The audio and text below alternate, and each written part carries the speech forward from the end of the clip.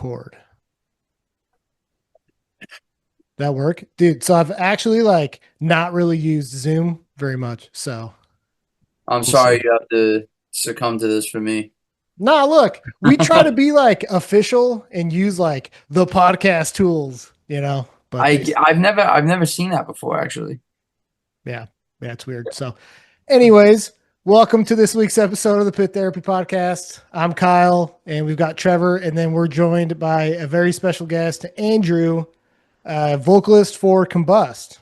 Yo, So thank you for jumping on. We appreciate it. Time and time again, me and Trevor ask each other why people want to talk to us. So we appreciate you jumping I on. mean that's what I ask podcaster people when they ask me to be on the show, so I get it. Yeah. So have you done a lot of these? I mean, do you get hit up a lot to do this kind of stuff? I mean, define a lot. I think there's like a good amount of podcasts with like at this point with me on them.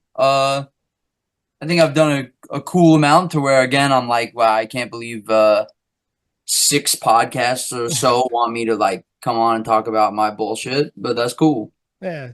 you know? Do you listen to podcasts? Is that like a medium Yeah, you yeah, like? I do. I do, yeah. I'm a podcast head. Hmm, that's cool. I mean, I don't really listen to them. I know that sounds real bad. It's kind of like, I mean, do you listen to like your own music? I don't know. Is that comparable? I feel like I feel like if you don't want to listen to your own music, you're doing a bad job. That's fair. Yeah.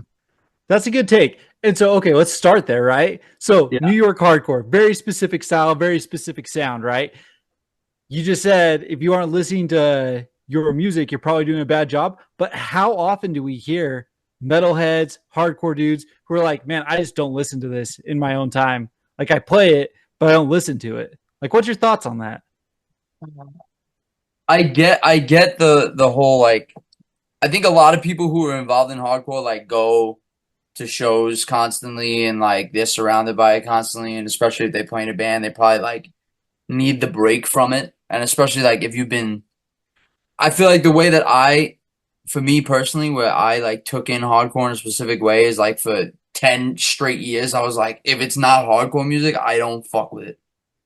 Sure. So I think that's like why a lot of people maybe, if they're anything like me, would be like, nah, I like can't listen to hardcore. But like the only time, personally for me, the only time where I'm like I can't listen to hardcore is like when I'm on tour, because I'm playing and Yeah. listening to bands every day. So that's when I'm like I think I need a break. But even then, I'll say that. But then like in the van, I'm blasting some shit. So I think I'm just a liar.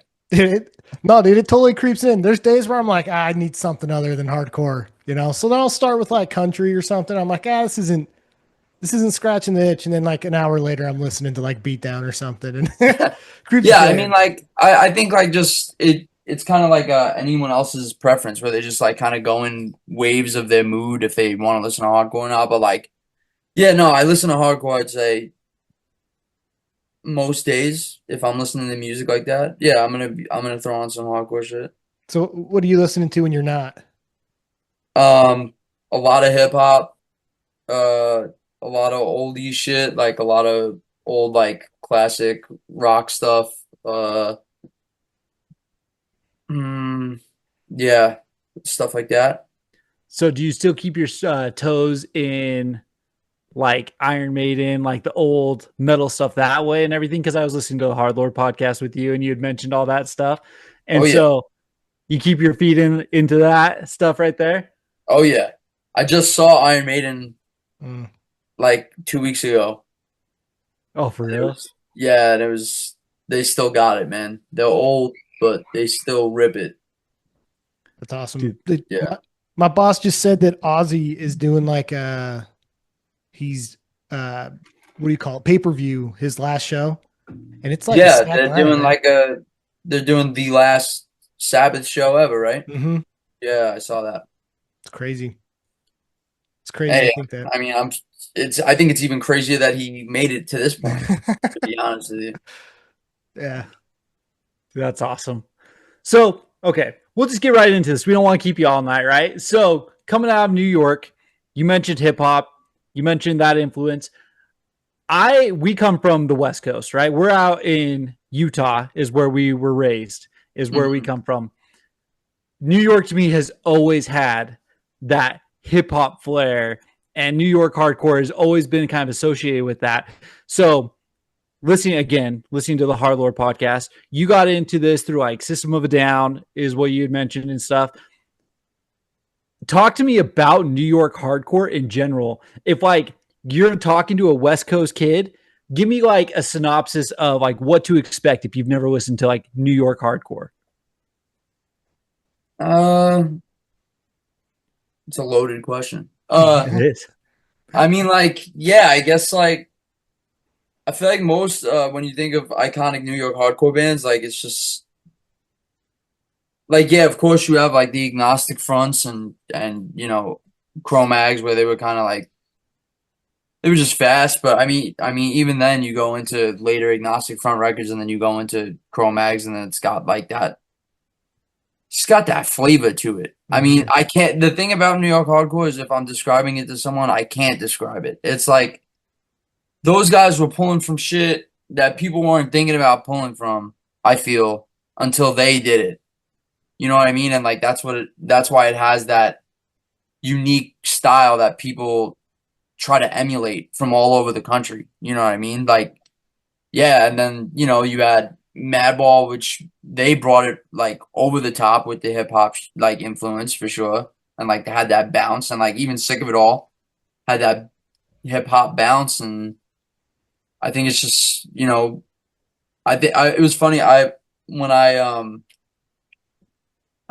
mentioned this on Hardlore, so I apologize. But when I played with Killing Time at Tompkins, I was just kind of asking Carl. I was like, "Yo, how do you like write? How did you write the Killing Time Brightside LP?" And like he was just like, "Yeah, I don't know. I was just a punk kid like who found hardcore and loved like Iron Maiden and Slayer and Celtic Frost and like yeah, that's another thing. Like you know, those bands just took from a lot of dope metal too. I don't know. It's just, and I could be wrong when I say this that they were like the first people doing it, but I mean, those were the bands that were laying the groundwork for where a lot of bands pull from. I feel, you know. So Yeah. It's that's my long-winded. That's my long-winded description. So like it's really funny saying that. We grew up in Utah. I moved down to Texas like a few years ago. And even just coming down to Texas, like you notice there's like different influences, right? There's a different sound. It's very in Texas, like it's very thrash, you know, crossover-y. You get a lot of that. But you look at bands like Pantera that came out of Texas. So you know, like you get where people are pulling influences from. So like we have this really cool fascination with like the Northeast hardcore scene because to us it's like completely foreign. Because in Utah, most of our influence came from like California because we're just like a couple states away, right? Yeah, for sure. So, I mean, also like that time period for when all those bands were coming out, it's just like so influential in general, like in a whole like sphere of it all. Like, you know, you had all the breakdancing shit, you had the b-boy shit, you had the graffiti shit, like and they were just living in a time and place where it was just grimy, bro. Like you had to fight for your fucking life when you step out into the street, and like that's gonna come out in the music that they're making. You know, I heard a story once about like Craig Ahead from Sick of It All was apparently like walking to make copies of Leeway demos or like had the Leeway demos in his hand and like just walking down the street and some dude just tried to mug him. He's like, "Yo, take my money or whatever," but like you can't take the demo. You know what I mean? But like that was their reality. You know what I mean? Like they were living in squats and they were just fucked up. You know, so it's gonna come out in their music. You know? Yeah, absolutely. So super dumb question, but like, you know, the like kill, marry, fuck game. So like, yeah, kill, marry, fuck New York hardcore with Judge, Agnostic Front, Sick of It All. Oh man, that's fun. Dude, I sat there thinking about this too, and I was like, You know what? No, I thought it was hard at first, but like when you really sit there and think about it, it's pretty easy. So like I have to kill Judge, Okay. and I'm gonna marry Sick of It All and fuck Agnostic Front. All right. Rationale. I mean, Judge is incredible, but like when you look at the grand scheme of, I mean, Sick of It All and AF have discographies, Yeah. Yeah. records upon records that are incredible. Where like, hey, I love the Judge shit, but to me personally also it doesn't hold a candle to Sick of It All and AF. So Yeah. Yeah. I don't. I mean, I'm a huge fan of Judge, so like I don't know, but I mean, hey, I love Judge it's hard, too. dude. It's hard. Yeah. It's just such a cool legacy, man. Like it's just such a cool legacy to come from a scene like that. I mean, do you think though that like does it put a lot of pressure? Does it put a lot of added pressure on bands coming out of New York? I'm not sure how bands out of New York feel about that because there weren't any for so long. And when I was starting to play in bands, I didn't feel pressure, more where I felt drive because we were so unrepresented for so long. We were lacking for so long. So I felt like I need to be the one putting on. So it wasn't pressure, more like I said, like drive to be the next generation that shows people that New York is still putting on, Yeah. That's an interesting way to look at it. I like that. Yeah. So talk about that period, because when did it start to slow down? Like you started playing in bands 2006, 7, somewhere in there. Does that sound about right? Bad, stupid little ones. Yeah. Sure. But you're getting involved with the scene, right? So whether they're bad or stupid or stuff, you're starting to get exposed to your local scene. You're starting to go to shows and stuff like that. So it's at least doing something at that time. It's not totally dead. Yeah. At what point did you feel like it started to like kind of go away? And then 2017 is when you guys like kick off, right?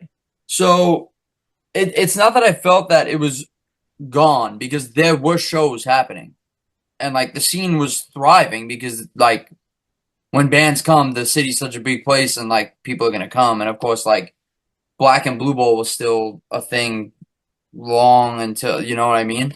It still is. And it was still happening when I was a kid. But the thing was, there were no new bands from New York City proper coming out for so long. There was like, so you had Line of Scrimmage, you had like Mind Piece for a minute, which was members of King 9, and then some Staten Island people. And then like there just weren't a lot of, like I said, New York City proper bands. So it wasn't that there was no scene.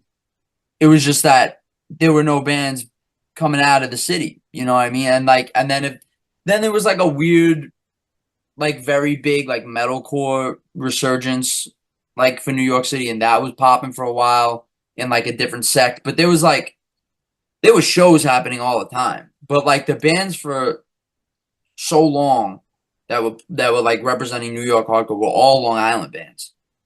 So I think I would say again, I got into hardcore when it was like 2006, 2007. So when I first came, there weren't a lot of bands that were like popping off in New York besides Long Island, like I said. So I don't know, maybe when like the Castle Heights era stopped is when like newer bands stopped coming out like that.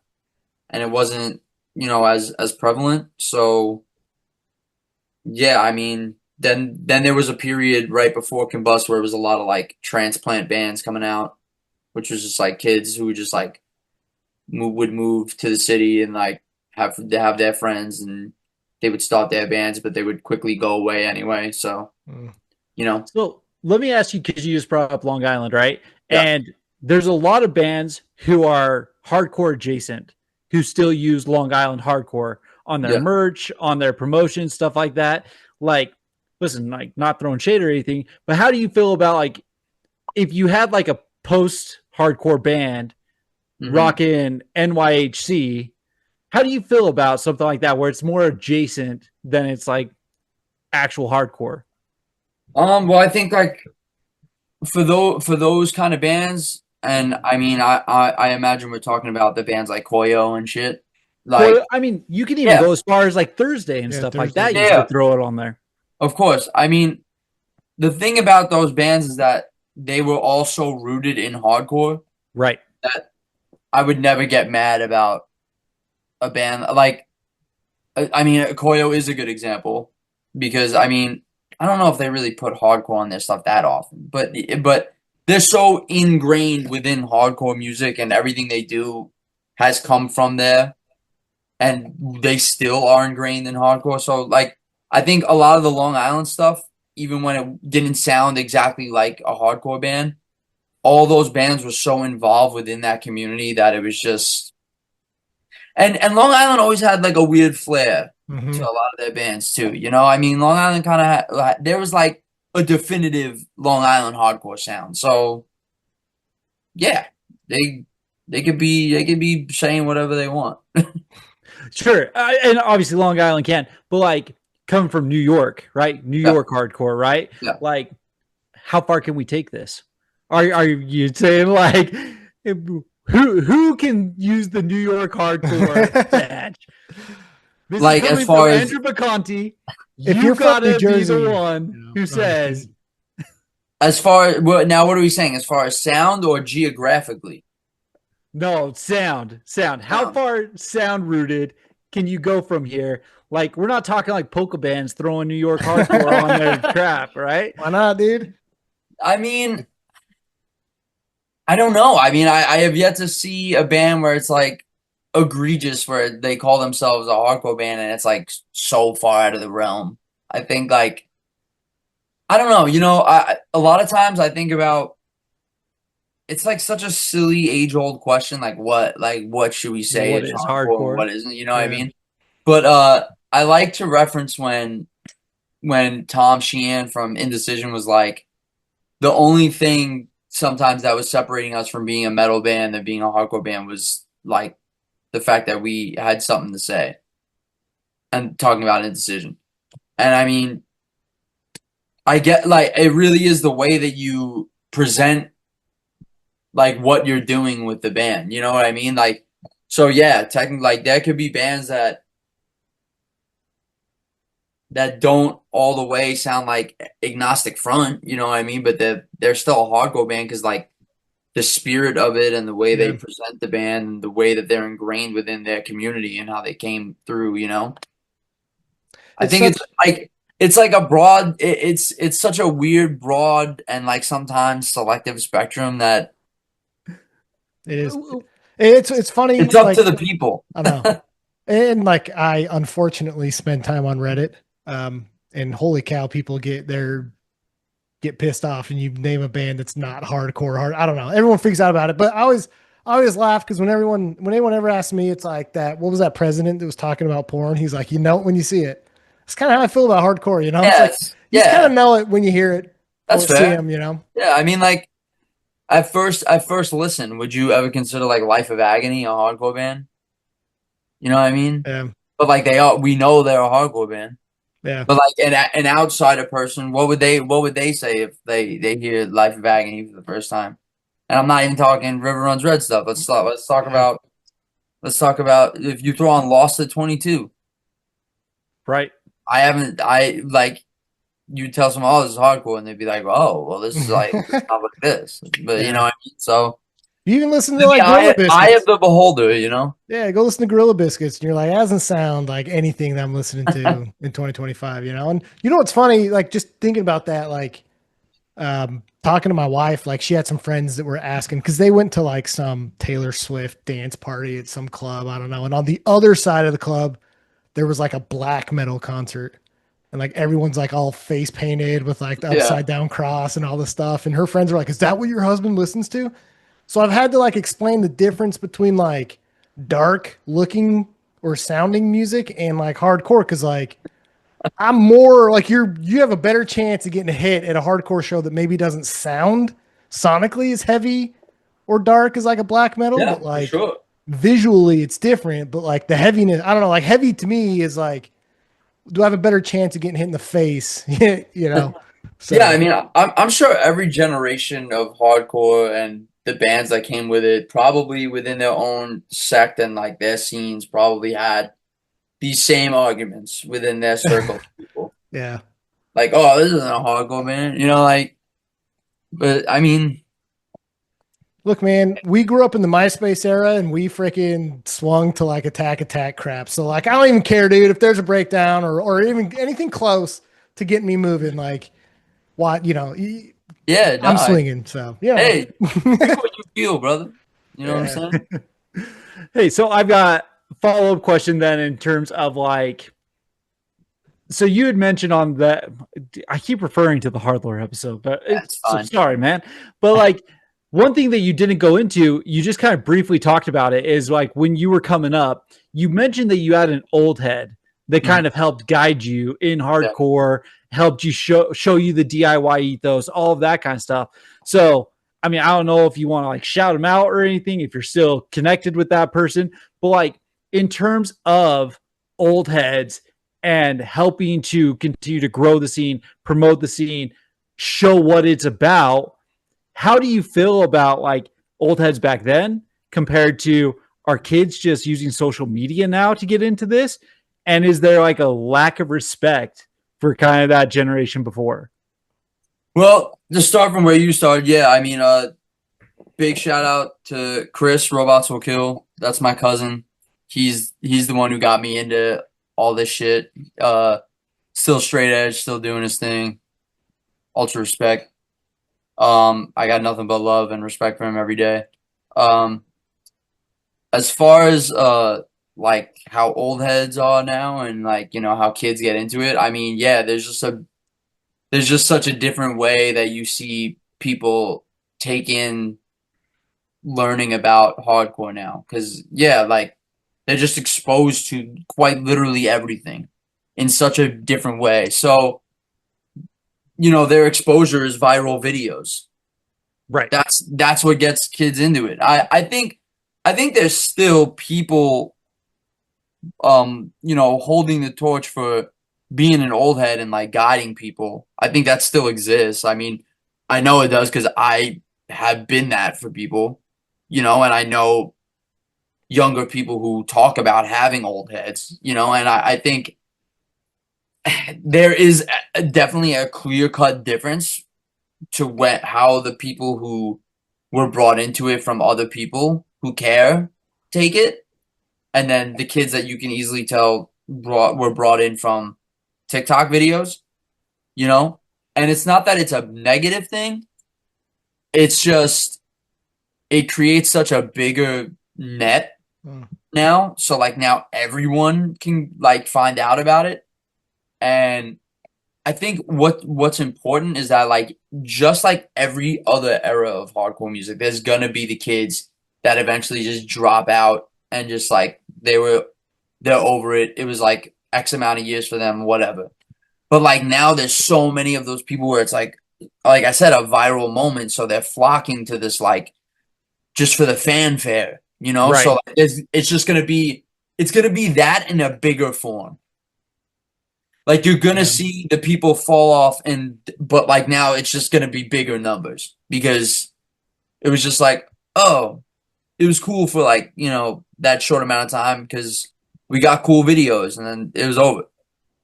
But again, it's not bad if they come into it from TikTok. It's just what happens after, like how they're introduced and exposed to it after they come in from TikTok. So you can either reject them and talk a bunch of shit, or you could like just show them. Yeah. And if they're not about trying to learn about the stuff that matters and learn the old way, you know what I mean? Like then they obviously they don't care, and then it'll be that for them. And that's what it is. You know, it's crazy because like I absolutely see what you're saying. And it's just funny because you see the TikTok videos of crowd killing. You see the people going to the edge of the pit and just swinging hard, right? Yeah. And you go to a show and there's this new group of kids. They try to go to the edge of the pit and swing hard. Yeah. And every now and again, they hit the wrong person, and they find out kind of the hierarchy and all this stuff. But the thing is, like, they can learn all about the history. They come into that and they feel like they know what hardcore is until you get that first shot in the mouth. And then you kind of like, what is hardcore? But that's also been a thing since forever too. I mean, there's been videos of crazy dancing on YouTube, even back when I was a kid, and I mean, yeah, definitely there's like a wave of kids who are very just, what's the word I'm looking for? I mean, just like carefree about who, like, and they ain't even hitting hard. So it's like, sure, what are you doing? Yeah, yeah, obviously, yeah, we're older. We come from a world where it's like, oh, yo, you can't be just anyone hitting someone. Yeah, you gotta It's so funny because like when we were coming up, like you were like, when this band's playing on those certain breakdowns, you either hold your own or you take a step back and let them kind of run the ship for a minute. And still, every now and again, you got caught and you kind of understood where you stand in the hierarchy of everything. But I tell a story all the time of like seeing Shai Hulud, and I was like 16, and like when that pit broke out, I was like, nope, there's like a 40-year-old guy with face tattoos, and I'm like 16. It's like, yeah, I'm just gonna hang in the back for a little bit, Shai Hulud is such a funny band to think would have like, I know. That's like a moment where you gotta hide. Yeah. It's funny. Shai Hulud's the smart guy band. We talk about like hardcore is a hardcore kind of thing, and that's like a perfect example. Like the breakdowns aren't quite the breakdowns, but people are killing each other during that stuff. I didn't really find myself in many Shai Hulud pits to attest to that, but I mean, if y'all are saying that's the vibe, then at least in Salt Lake, man. Salt Lake. I believe you. So kind of going back into a little bit of what Trevor was asking, because I think you're only like a couple years. I'm turning 35 this year, so I think you're only like a couple years younger than me. Yeah, I'm 31. Yeah. Okay. So yeah, we kind of had like the same time frame and stuff. I was talking to this band from Oklahoma that was asking about pulling their music off of like Spotify, off of streaming services, just because they're not like happy with the company and things like that, right? Do you think there's a way for bands to like make it without that? Like, how much has streaming impacted you? Because I mean, you guys don't make money off of it, right? You don't make money like you would selling vinyls or CDs or whatever. But does it matter? Like, define making money, like enough to do what you're doing, right? Like does it pocket change? I mean, like, I don't know many hardcore bands in general who are like looking to put their shit on Spotify to like live off of it. Right. You know what I mean? I think that's another thing that's kind of misconstrued with, and I'm not saying this goes for everyone, but I think a lot of new kids like are kind of tricked into this pipe dream where they see these bands that are huge and they're like, oh, I could start a hardcore band and like I'll be and like, I can eat off this shit. And it's like there's a very select few that are able to do that, man. Like, this music was never designed that way. Like, I mean, if you're putting your shit on Spotify and you're like, oh, I'm not getting enough money to pay the rent, like, you gotta no shit. Yeah, bro. Like, but you're right though. Like the mentality, I think, of these younger bands has changed. Of like, I'm gonna get big off of social media, Spotify, YouTube, or whatever, instead of like insane. Haywire. Haywire's playing 400 shows in the U.S. Like that's insane, dude. Like the way it always was tour. You wanna maybe get out like and even then, tour was like not even when I wanted to tour. That was never a means of a living for me. That was like, yo, I want to get in a van with my boys and just gun it and just play some shows. Like that's another thing that's lost on the new generation of kids. And I'm not trying to be on my whole old head shit, but like Where's the drive to just get in the van and go? The problem is that newer kids are finding it. New kids are not kids. They're like they're full grown adults, like getting into hardcore music for the first time. And that's why a lot of new bands are not getting in the van and just going, because they can't, because they probably have like a child and a 9 to 5. And I don't know how your brain chemistry fit this shit at that point. But like, yeah, dude, like, just start a band and get in the van and go. And that's the coolest part of all of this. Like, it doesn't fucking matter. The whole streaming thing that's just so people can easily like sing along at the gig, bro. That's, if you're looking for the streaming thing to make a buck, you're fucking shot. Like, it's crazy. I never was like, gotta get our shit on Spotify so we can start making this bread, yo. I was like, I just want people to be able to hear the shit. Yeah. You know? Dude, that's so fair. And you've been doing this for a long time. When did you like start touring heavily? Because it was with Vice, right? Yeah. Okay. I was like 18, 19 when I did like my first real tour, like instead of just weekenders or like 4-day things. Yeah, so I went to college for 1 semester and dropped out to tour. And that it was just off like that. So you're into this 13, 14 years. You just told us that you just came off tour doing merch for Terror over in Europe. Yeah. Like, you're like, it's just like part of your life at this point. Whether you're playing or merching or just whatever, you're just on the road. I was the type of kid where, so Vice would do these silly fucking tours too. Like, we were just kids who didn't know any better. You know what I mean? So we were just like, we just wanted to play, man. So we had a pickup truck, mind you. This is what we toured in. And we would do like, I would book these 50, 60-day American tours, and we would just do it in a pickup truck. And like, we did that for a few years until we got our first van. And then we did that for a few years. Then we got another van because that one shit out. I mean, but I was always the kid on the tour. I was like, it could be a 45-day tour. I'm like, yo, I don't want to go home, man. I just like, I mean, there is something about the feeling and the, I don't know. And even when I was broke, like dead broke, because like when I was in Vice, I was dead broke. Like we were stealing shit. We were stealing shit to survive. Like, we had to go into Walmart and eat and leave. Like, right. That's how we live. Like, we would do this shit where we had like a pressure, like a little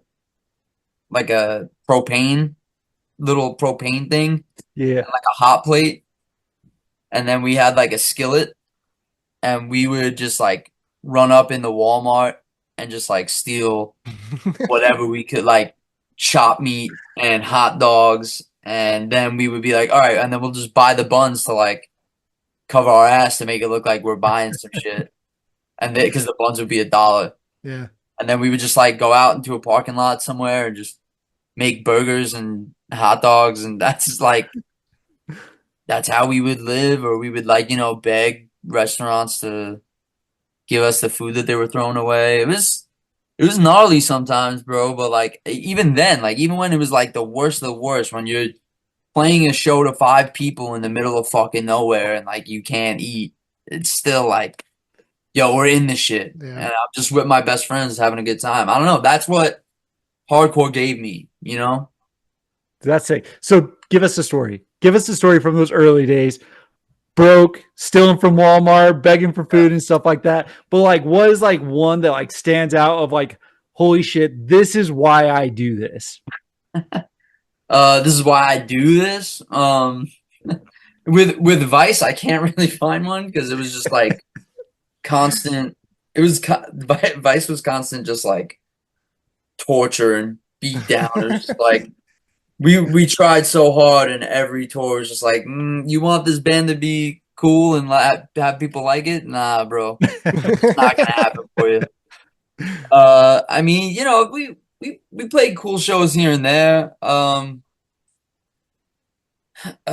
don't know. Like, I think if it was ever a good show, or like, you know, you just have like those little moments in time that you'll never forget. Like, yo, I wouldn't have seen anything in America outside of Staten Island probably if it wasn't for hardcore. You know what I mean? I remember like a memory that I hold very close to me is like the first time like being in Vegas, and we're in like Oh, sick.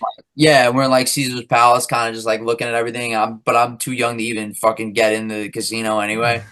But like I'm just like looking out into Vegas on some corny shit, and I'm just like, yo, this is cool. I'm out here with my friends like in Vegas because we play in this stupid band. Just like something like that, you know? It's Yeah. just, you know, I think I would say now like I'm grateful that I did all the shit eating, you know, because then I don't think all the stuff that Combust has gotten to do would mean as much, you know? Mm. That's awesome. Yeah. That's awesome. It was cool to see you guys. It's funny talking about that because it was cool to see you guys a couple months ago down in DFW at a dive bar. You know, Oh, dude. That Texas run was awesome, man. That show was cool. Hell yeah. Yeah, and you're heading out to do like a West Coast tour, right? In next Yeah. week, right? I think it starts next week. Yeah, I get to catch you in like 2 weeks. Yeah. Yeah, it's yeah, we leave in like 7 days. Yeah. It's awesome. Yeah, I'm excited for that one. That'll be sick. Sound and Fury for the first time. That'll be cool. Oh, that's way cool. Yeah. We were thinking about doing that, but I don't know. Some of those fests, man. There's too many of them now. You know, you can't. There choose. are a lot of fests. Yeah. I don't Listen, blame. man. And I applaud you for sticking to this and doing this and everything, because like at some point I gave up thinking there was any chance of music and stuff like that. I've got kids at home. I've got a wife. Like, you know what I mean? I mean, Like, hey, if I had a kid and a wife, I'm sure I would have felt the same way. I mean, the only difference for me is that life's deteriorated, and then I tried to do the 9 to 5 thing, and then like holy alignment, it just like the life Yeah. wouldn't let me do the 9 to 5 thing. So it was just like, I don't know, it worked out cool like that. You know, I'm glad. I'm kind of glad that I got fired. Hey, we're glad too, man, because your guys' music freaking rips. So Thank you, yeah, bro. dude. Yeah, dude, let's talk about Belly of the Beast. Yes, for sure. So this came out this year, right? March of this year, so only a few months old. Talk to us just a little bit about this one. The last album felt a little bit more metallic. This one feels a little bit more New York hardcore, in my opinion. Just like is the vibe I got. I got a little bit more of that hip hop flair and stuff like that, and it just came through so well. So I think you mentioned that you started writing for Combust, but you started out as a bass player. So how did you start writing riffs? How did you get into guitar and start to develop the sound that is Combust?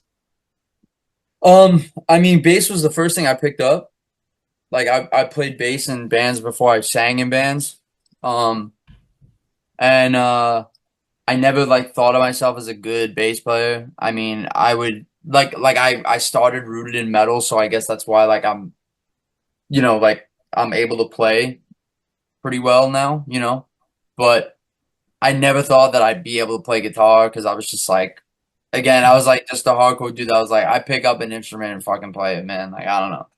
And I never tried to write music ever. I was like solely because when I started fronting a band finally, I was like solely lyrics guy. I was just like, yo, bring me the music and I'll fucking like I'm all about writing shit. That's just what I had an interest in. I really liked writing lyrics. And I never even thought about trying to write music for any band that I was in. And then when it came to Combust, I'm trying to remember like maybe like right before that Combust, like I was playing drums in another band. And I think for like the last thing that other band did, I kind of would like dabble on guitar. And I had this shitty guitar, this like Fender that was missing strings, and I didn't even have a guitar pick. I had like a nickel, and and And I like breaking credit cards and stuff and using the corners. Like, yeah, it was so absurd. And yeah, and then I had like an idea for a Combust song in my head, and I was like, all right, let me try to put this to the guitar, and then I just gradually kind of like picked it up from there, and like now I can confidently say I can play guitar, which is cool. Sick. Yeah, but yeah, I mean, it just kind of snowballed like that, where I was just like, oh, I want to get better at playing guitar so I can write better. So, and yeah. why this sound? I mean, it was just a sound that was always like my favorite bands, and it was kind of weird that at this point, I was like, I can't believe that at this point in my life, I have not played in a band that is a New York hardcore sounding band. You know, because like I said, not to bring it up again, but Vice was such like a big part, but it was at a point in my life where the big things for me and my friends were like, yeah, we love the classic shit, but like our high school career was all trash talk and ceremony and outbreak and mongoloids and all that shit. Like, you know, that era. Right. Like the Cruel Hand and Brace Wars and all that. And we were like, yo, we want to do a band like that. So, and that band lasted so long that, you know, I never got a chance to do what actually influenced me from the jump, you know? So, yeah, I was just like, there's no bands from the city that sound like a New York hardcore band right now. I think that we need to fill that hole. So, sick. Yeah. So when did you realize you could scream? Is this something you've been doing since you were younger? Dude, oh man. Did you just like want to do that for Combust? I mean, I scream. I remember, so my first band was like a metal band that I played bass and sang for. And I would like learn how to do like super like crazy metal vocals for that. Yeah. You know, like, because we would cover Lamb of God and shit. Oh, so dang. I was on my like, I'm a vocalist shit. And I learned how to do that, and I was pretty good at it. And then when that band kind of like that metal band kind of like twisted into a version of the first version of Vice, kind of. So like it was me, the bass player, and the guitar player playing in the metal band that like would eventually become Vice, and then we took out the drummer and the guitar player and got two new guys. But yeah, I mean, and then I was just like, I'm just gonna front the band. But then I had to, you know, mix up the way that I sang, obviously, because you can't do Iron Maiden and Lamb of God style vocals in a hardcore band. But yeah, I don't know. I mean, I felt kind of natural singing for bands, just like off the rip, kind of. Yeah. You know, I just felt like when I dropped the bass and just did straight vocals for like the metal band, I was like, yeah, like this is where I'm fucking supposed to be, you know. I don't know if it was like hey, I'm tired of getting shit on being a bass player because everyone hates bass players. So I'm gonna well, I was the bass player and the vocal. That's right. So it was like I at one point I said, yo, this is too hard. Yeah. Oh, okay. So I can't play and do these. I mean, you seem like a very confident guy. Did you ever have like the nervousness of being in front of people and doing that kind of stuff? I remember the first time I ever did anything like that was at a talent show at my school, and we did Crazy Train. Oh, sick. And it was yeah, that was the first time. For the first time, I was like, this is crazy. I'm gonna throw up. Sometimes I get a little like if the show is like big, like way big, that because I mean Combust doesn't play to like thousands of people, but like on that off chance where we do it at like a big festival or something, my nerves get a little worked up for sure because like you know sometimes I don't know if it'll that a crowd that big would like translate well for us. Like we did a Terror tour last year where a lot of it was like big European venues where it would be like 2,000 cap venues or something with like barricades and shit. And we've never done a tour like that where it was like that all the time. And it's a different vibe you got to bring where it's like there's not that super close connection to crowd and band. Yeah. So it's like I got to be on my A game to like get people into us because I'm like, the small room is not going to serve me this way right now because it's not a small room. It's a fucking, Sure. Yeah. I But gotcha. I mean, I'm sure along the way, I was like, there was definitely a very cocky side of me as a teenager. I'm like, yeah, I fucking got this. Listen, man, I'm a car vocalist, man. I can throw down in my car, but you won't see me grabbing the mic at a show. Like, Hey, I mean, I get it. It's intimidating. One thing I wanted to ask about with the albums is the artwork. Mhm. Because I'm a huge fan of like Another Life and Belly of the Beast, and even a lot of the like, I don't know, EPs and demos and stuff you have. Like, do you handle a lot of the art, or is it a specific image that you look for when you're doing this stuff? I've always just been a fan of hand drawn shit, like the most over the top.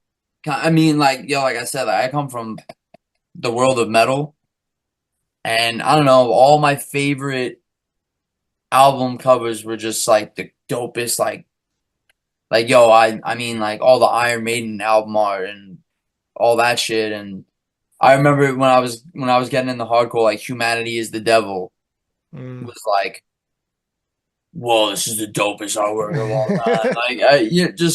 I was always just drawn to like the more crazy out there, darker hand drawn shit rather than like the live shot or like the over the top graphic design stuff. You know what I mean?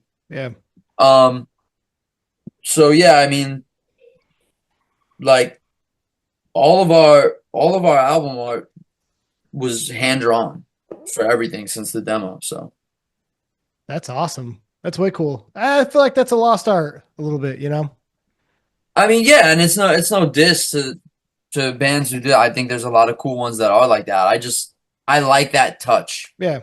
Yeah, we talk all the time on here about like a lot of these bands bringing back like physical mediums, vinyls, CDs, whatever. And it's just like I miss being able to grab an album and actually sit there and look at the album. Exactly. Yeah, exactly. Like it's just and like you sit there and it's like, whoa, this is like a piece of art. Yeah. Like down to the music, down to the way that the record is, like the album art. Like, yeah, I 100% agree. Yeah. so back to Belly of the Beast real quick. What is your guys' closer currently when you guys are playing shows? The Knife, I guess. The Knife? The Knife has been a closer for like a few years now. Damn. So when you're writing music, because usually the closer is the one that just like it kind of hits the hardest, right? It's like it's the way to cap off the night. Mm-hmm. When you were writing the Knife, can you remember? Were you putting it together and being like, "Oh damn, like this is gonna go off"? I mean, so the Knife actually. So since that was on Another Life, like so, our homie Connor Jones had a big hand in helping me write that record. That song was like a whole different thing before Connor came to us and was like, how about this instead for like an idea? And the only thing that stayed the same kind of from what my original thing was the ending. But that ending was for a different song. So like that got chopped and screwed in Frankenstein. So like when we were doing the Knife, I was like, I don't know. I mean, in my head, I was like, yo, I love this breakdown. Yeah. I was like, this riff is so fucking sick. Yeah, in my head, I was like, yeah, like, I definitely, there was a part of me where it's like, when this shit like rings out and there's like the fucking vocal part, I'm like, yeah, I could see people fucking singing along and then going crazy to this, and like, Yeah. coincidentally, that is the vibe, and that's cool. That's awesome. So what do you prefer, I guess, in songs? Do you prefer the big breakdown, seeing people mosh, or do you prefer the pile on sing-alongs? I'm a bit like, as a front man, I want big pylons. That's my favorite shit. Especially if I'm seeing a band, I want that. Yeah. But then there's the other side of me, which is a dancer. And I love, like, there's nothing I love more than seeing some kids, want to fucking go absolutely crazy to like a mosh part. That's dope. Or like, just a big ass sea of like motherfuckers skanking it up. Sure. Yeah. Just that's cool as hell. But yeah, no, I think the big OSPO takes it for me. Sick. I love a So good pylon. whether it's something you're writing currently or off of Belly and the Beast, is there a song that has stood out kind of the way that the knife stood out where you're like, man, this one goes off? I think when the record dropped and then we started playing out, like after the record, I think like the first two songs are the most well received songs as well, like as far as big pops for sure. Belly the Beast and Everyone's Enemy are like seem to be the big ones, which is not a surprise necessarily because I think they're like two of my favorite songs, but like it's just it still is a little surprising sometimes. Is there one on Belly of the Beast that hasn't popped off like you thought it would? We still haven't played like 3 or 4 tracks off of it, which I'm trying to change. What doesn't pop off? For the first time, Swallowing Swords got a really cool reaction at Tie Down, Sick. which I was waiting for because we would play it a few times. I'm like, damn, like no one fucking likes the song. Or maybe, honestly, like when I was writing Our Own Breed, when we were writing that, I was like, damn, the song's gonna be hard. The song's gonna be sick. Sometimes it's kind of dead. Sometimes I love the song, but sometimes like it doesn't get the pop that I thought it was gonna get. But that's okay. Dude, it's a solid song. Swallowing Swords might have my favorite riff that you guys have done. I love that song. Dude, it's so cool. And that's the song where when I say it feels more New York hardcore to me, that's really the song that like pops off in my head where I'm like, okay, yeah, that's what I'm picturing. That's what I'm thinking of. But dude, Everyone's Enemy, man, it's so good. Such a good song, man. Thank you. I appreciate it. Yeah, that's probably that like those 3 in a row. That's like, yeah, that's my favorite shit on the record for sure. Dude, so cool. So cool.